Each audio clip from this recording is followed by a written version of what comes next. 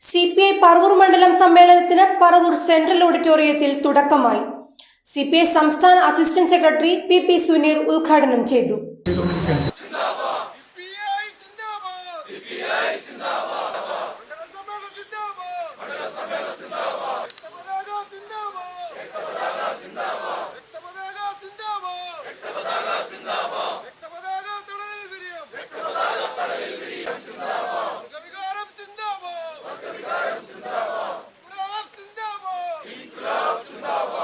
CPI നേതാവായിരുന്ന P. രാജുവിന്റെ പേരിലുള്ള സമ്മേളന നഗറിൽ താൽക്കാലികമായി ഉയർത്തിയ രക്തസാക്ഷി മണ്ഡപത്തിൽ പുഷ്പാർച്ചന നടത്തിയ ശേഷമാണ് CPI പറവൂർ മണ്ഡലം സമ്മേളനത്തിന്റെ രണ്ടാം ദിവസമായ വ്യാഴാഴ്ച പ്രതിനിധി സമ്മേളനം ആരംഭിച്ചത്. സെന്റർ ഓഡിറ്റോറിയത്തിൽ നടന്ന സമ്മേളനത്തിൽ 13 ലോക്കൽ കമ്മിറ്റികളിൽ നിന്നായി 216 പ്രതിനിധികൾ സമ്മേളനത്തിൽ പങ്കെടുത്തു. മണ്ഡലം കമ്മിറ്റി അംഗങ്ങളായ അജയ് ഘോഷ് രക്തസാക്ഷി പ്രമേയവും നിമിഷ രാജു അനുശോചന പ്രമേയവും അവതരിപ്പിച്ചു. ജില്ലാ കൌൺസിൽ അംഗം KB അറുമുഖൻ സംഘടന റിപ്പോർട്ടും മണ്ഡലം സെക്രട്ടറി MR ശോഭനൻ പ്രവർത്തന റിപ്പോർട്ടും അവതരിപ്പിച്ചു. PN Santhosh, TA Kunjayyappan, AM Ismail, Varghese മാണിയറ, നിമിഷ രാജു, കവിത രാജേഷ് എന്നിവരടങ്ങിയ പ്രസിഡിയം സമ്മേളന നടപടികൾ നിയന്ത്രിച്ചു. CPI സംസ്ഥാന അസിസ്റ്റന്റ് സെക്രട്ടറി PP സുനീർ സമ്മേളനം ഉദ്ഘാടനം ചെയ്തു. ജില്ലാ എക്സിക്യൂട്ടീവ് അംഗം ഡിവിൻ K. ദിനകരൻ അധ്യക്ഷത വഹിച്ചു. CPI സംസ്ഥാന എക്സിക്യൂട്ടീവ് അംഗങ്ങളായ കമല സദാനന്ദൻ, KK അഷറഫ്, ജില്ലാ സെക്രട്ടറി KN ദിനകരൻ, സംസ്ഥാന കമ്മിറ്റി അംഗങ്ങളായ Saradha Mohan, N. Arun, PK Rajesh, T. Raghuvaran, ജില്ലാ എക്സിക്യൂട്ടീവ് അംഗങ്ങളായ KA നവാബ്, S. ശ്രീകുമാരി എന്നിവർ സംസാരിച്ചു.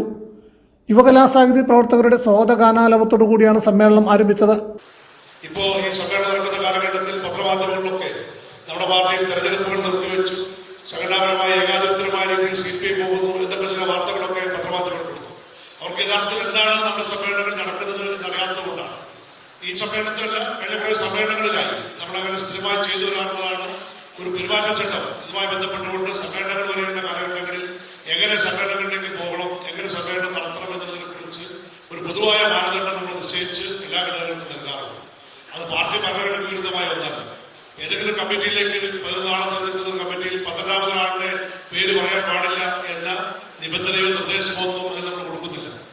എന്നാൽ 11 ആളുള്ള ഒരു കമ്മിറ്റിയിലേക്ക് പേര് പറയുമ്പോൾ കൃത്യമായി 11 പേര് തന്നെ പുറത്തുനിന്ന് വരിക, അല്ലെങ്കിൽ കൃത്യമായി ഒരേ ആളുകൾ തന്നെ വ്യത്യസ്തമായ പേരുകൾ പറയുക, അതിന്റെ പേരിൽ വിഭാഗീയത ഉണ്ടാക്കി 4-5 മാസം മുമ്പ് 2-3 ദിവസം മുമ്പ് തീരുമാനിച്ച് അതിന് തയ്യാറായി വന്ന് സമ്മേളനം പിടിച്ചെടുക്കുന്ന, അല്ലെങ്കിൽ സമ്മേളനങ്ങൾ ഏകപക്ഷീയമായി ഇടപെടുന്ന, വിഭാഗീയമായി ഇടപെടുന്ന ആ രീതിയാണ് ഉണ്ടാകാൻ പാടില്ല എന്ന് കമ്മ്യൂണിസ്റ്റ് പാർട്ടി പറഞ്ഞതും അതാണ് നമ്മൾ നടപ്പിലാക്കിയത്. അതിന്റെ വലിയ മാറ്റം ഉണ്ടായിട്ടുണ്ട്. മറ്റത് പല ജില്ലകളിലും, ഞാൻ ജില്ലകളുടെ പേര് പറയുന്നില്ല, നിങ്ങൾക്ക് എന്നെക്കാൾ കൂടുതൽ അറിയാം, പല ജില്ലകളിലും ഓണോ പെരുന്നാളും ക്രിസ്മസൊക്കെ വരുന്നത് പോലെ 3 വർഷം കൂടുമ്പോൾ 5 വർഷത്തെ പഞ്ചായത്ത് തെരഞ്ഞെടുപ്പും പാർലമെന്റ് തെരഞ്ഞെടുപ്പ് വരുന്നത് പോലെ സമ്മേളനവും അതിനുവേണ്ടിയുള്ള ഒരു കാലഘട്ടമായി നമ്മുടെ പല ആളുകളും ഈ പാർട്ടി എന്താണ് എന്നറിയാതെ, എന്തിനു വേണ്ടിയാണ് ഈ പാർട്ടി ചേർന്നത് എന്നറിയാതെ അത്തരത്തിലുള്ള പെരുമാറ്റവുമായി പോകുന്ന ദുരനുഭവം നമുക്കുണ്ടായിട്ടുണ്ട്. അതിന്റെ ദുരന്തം നമ്മുടെ പാർട്ടി ഒരുപാട് ഏറ്റുവാങ്ങിയിട്ടുണ്ട്. ഇനി അത് ഉൾക്കൊള്ളാനുള്ള കെൽപ്പി പാർട്ടിക്ക് ഇല്ല എന്നതുകൊണ്ടാണ് അത്തരത്തിലുള്ള പ്രവർത്തനങ്ങളുമായി മുന്നോട്ട് പോകാൻ ഒരു കാരണവശാലും അനുവദിക്കരുത് എന്ന് പാർട്ടി ഏകണ്ഠമായി തീരുമാനിച്ചതും അത് കൃത്യമായി നടപ്പിലാക്കിയത്. വലിയ മാറ്റം അതിന്റെ ഫലമായി കേരളത്തിലെ കമ്മ്യൂണിസ്റ്റ് പാർട്ടിക്ക് സംഘടനാ രംഗത്ത് ഉണ്ടാക്കിയെടുക്കാൻ കഴിയും. അതിന്റെ അർത്ഥം ആരെങ്കിലും ബോധപൂർവ്വം സെക്രട്ടറി ആയിരിക്കുന്ന ആളോ അല്ലെ ഔദ്യോഗിക നേതൃത്വത്തിൽ ഇരിക്കുന്ന ആളുകളോ, അവർക്ക് ബോധപൂർവ്വം ആരെങ്കിലും ഇഷ്ടപ്പെടാത്ത ആളുകൾ, അവർക്ക് വിമർശനം നയിക്കുന്ന ആളുകളെ ബോധപൂർവ്വം മാറ്റി നിർത്താനോ അവരെ കമ്മിറ്റി ഉൾക്കൊള്ളിക്കാൻ പാടില്ല എന്ന് ഏതെങ്കിലും നേതാവിന്റെ പിടിവാശിയോ അംഗീകരിക്കണമെന്നല്ല അതിന്റെ അർത്ഥം. വിഭാഗീയമായ പ്രവർത്തനങ്ങൾ നടത്തരുത് എന്ന് പറയുന്നതോടൊപ്പം ഔദ്യോഗികമായി പാർട്ടിക്ക് നേതൃത്വം കൊടുക്കുന്ന ആളുകളും വിഭാഗീയ പ്രവർത്തനങ്ങൾ നടത്തരുത് എന്ന് തന്നെയാണ് പാർട്ടി ആഗ്രഹിക്കുന്നത്. അത് തന്നെയാണ് നടപ്പിലാക്കുന്നത്. അത് പ്രതിപക്ഷത്താണെങ്കിൽ ഔദ്യോഗികമാണെങ്കിൽ ആര് നടത്തിയാലും വിഭാഗീയത തന്നെയാണ്. അത്തരം കാര്യത്തിൽ ആരിടപെട്ടാലും, അത് ഔദ്യോഗികമോ പ്രതിപക്ഷമോ നോക്കേണ്ടതില്ല, ആരിടപെട്ടാലും അത്തരം ഒരു കാര്യത്തിലും പാർട്ടി വിരുദ്ധമായ സംഘടനാപരമായ കാര്യത്തിന് ആരും കൂട്ടുനിൽക്കാതെ അത്തരം താല്പര്യങ്ങൾ വ്യക്തി താല്പര്യമുള്ള നേതാക്കന്മാരുടെ താല്പര്യങ്ങളാണ്, അവരുടെ താല്പര്യങ്ങൾക്ക് വേണ്ടി നിന്നുകൊടുക്കില്ല എന്ന് സ്വയം തീരുമാനിച്ചുകൊണ്ട് കമ്മ്യൂണിസ്റ്റ് പാർട്ടിയെ സംശുദ്ധമായ ആദർശശുദ്ധിയുള്ള അച്ചടക്കമുള്ള സംഘടനാബോധമുള്ള പാർട്ടിയാക്കാൻ നമ്മൾ ഓരോരുത്തരും തീരുമാനിക്കല്ലാതെ ഈ പാർട്ടിയെ രക്ഷപ്പെടുത്താൻ മറ്റു പാർട്ടികൾ നോക്കില്ല. അതുകൊണ്ട് തീർച്ചയായും പറവൂർ എറണാകുളമായതുകൊണ്ട് അല്പം കാര്യങ്ങളുമായി പറയേണ്ടതുണ്ട് എന്നുകൊണ്ടാണ് ഞാൻ ആ കാര്യം സൂചിപ്പിക്കുന്നത്.